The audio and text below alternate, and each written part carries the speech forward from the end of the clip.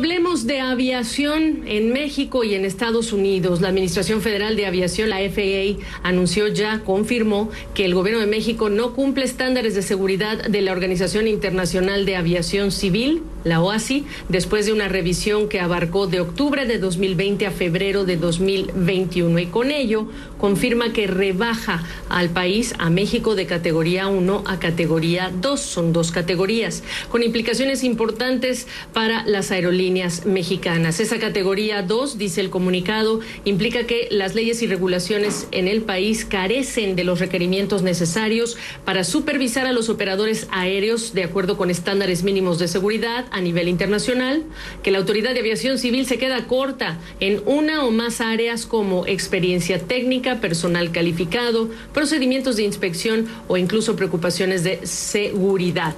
Lo cierto también es que hay que establecer que ya ha habido reacciones. Dice la FAA que esta calificación prohíbe a los operadores ofrecer servicios nuevos o rutas nuevas a Estados Unidos, y a las aerolíneas estadounidenses, dice, no pueden vender boletos o comercializar con sus nombres o códigos de designación en vuelos operados por México. Hablamos de los códigos compartidos. Recordar que hay aerolíneas que tienen Aeroméxico y Delta, por ejemplo, y también aerolíneas con importante operación a Estados Unidos como Volaris. Aumentará el escrutinio de la FAA de vuelos de aerolíneas mexicanas a Estados Unidos, y ya reaccionaron varias de las protagonistas. La Cámara Nacional de Aerotransportes, la Canaero, dice que las consecuencias son graves, que afectarían la recuperación de las aerolíneas nacionales. Aeroméxico, Volaris y también Viva Aerobús emitieron ya un comunicado cada una diciendo que sus operaciones desde y hacia Estados Unidos de momento no tendrán afectaciones. Hablemos del tema. José Antonio Ruiz es director regional de seguridad y operaciones de vuelos para las Américas de la IATA, este organismo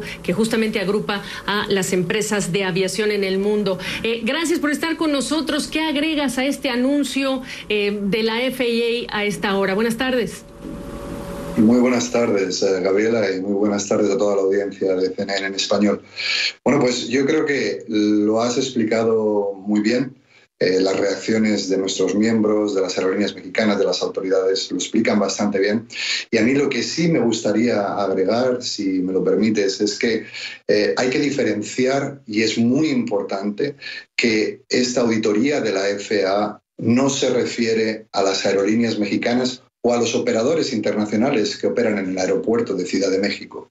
Es decir, las aerolíneas mexicanas son completamente seguras, mantienen los más altos estándares de seguridad internacional, igual que todos los operadores en los aeropuertos mexicanos, y creo que es muy importante que, para tranquilidad de los viajeros, de toda la industria aeronáutica mexicana e internacional, recalcar eso. Es más, las aerolíneas mexicanas, casi todas las que has nombrado, por no decir todas, también se someten a auditorías externas, incluida la auditoría IOSA, que es un estándar internacional reconocido globalmente en cualquier parte del mundo, cada 2 años, y que prueba sus altos estándares de seguridad. Y creo que eso es importante recalcar. De cualquier forma, es grave y, sobre todo, como tú muy bien has dicho, en un momento de recuperación de era post-COVID, donde las aerolíneas realmente lo han pasado y lo están pasando muy mal, enfrentarse a esto no es fácil. Y, por supuesto, desde IATA nos queremos poner a disposición de las autoridades mexicanas, que, insisto, como muy bien has explicado al principio, pues son las que se han enfrentado a esta auditoría y las que tienen un grave problema entre manos. No nos engañemos. México ya tiene la experiencia de una situación similar en el año 2010, y lo quiero agregar simplemente porque en el caso de este 2021, el anuncio de la FAA habla de falta de recursos humanos y de capacitación. ¿Entenderías exactamente en qué áreas? Sí, me alegra que saques este tema, porque efectivamente el que un país, y vuelvo a recalcar, es un país, no sus aerolíneas, se ha degradado a una categoría inferior, es algo que ha pasado más veces, y no solo en nuestra región de Latinoamérica o Caribe, sino en otras partes del mundo. Como muy bien dices, México fue degradado hace 10 años y estuvo apenas unos meses, en categoría 2, antes de volver a subir a categoría 1. Y realmente creemos desde la industria, desde IATA, que en base a las comunicaciones que hemos tenido con las autoridades mexicanas, que tienen la mayor predisposición y el deseo de volver a esa categoría 1 y necesitamos que el gobierno haga de esto una prioridad y ponga todos los recursos necesarios para personal, entrenamiento, etcétera, etcétera, para que esa categoría 1 sea alcanzada lo antes posible. Como digo, en 2010 pasó, estuvieron unos meses. Nuestro deseo, y así vamos a apoyar a las autoridades si nos lo piden, es que vuelva a ocurrir en un periodo de tiempo relativamente corto, pues por el beneficio de todos, por el beneficio de la sociedad mexicana, de la economía, del turismo y, por supuesto, de nuestros miembros, las líneas aéreas. Sobre todo cuando ya estamos hablando de un país como Estados Unidos que está reabriendo gracias a las vacunas, que vienen feriados importantes para destinos importantes en México, etcétera.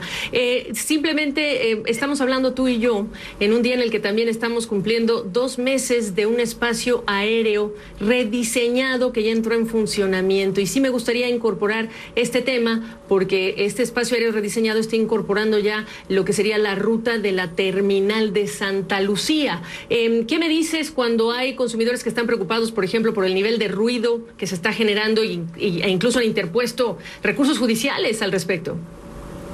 Sí, pues efectivamente, Gabriela, hace ahora justo 2 meses que se implementó el nuevo espacio aéreo Metroplex de México, que va a englobar o engloba 3 aeropuertos. Será el aeropuerto de Ciudad de México, Santa Lucía y Toluca. Actualmente están operativos ya Toluca y Ciudad de México, y aproximadamente para 2023, si se cumplen los plazos, estará también metido dentro del Metroplex el aeropuerto de Santa Lucía. Respecto a la implementación, de verdad, me gustaría recalcar que también hemos estado involucrados desde el principio, casi 2 años, un trabajo de 2 años con las autoridades. Han estado abiertos a los comentarios de las aerolíneas y, por supuesto, de IATA, de la industria.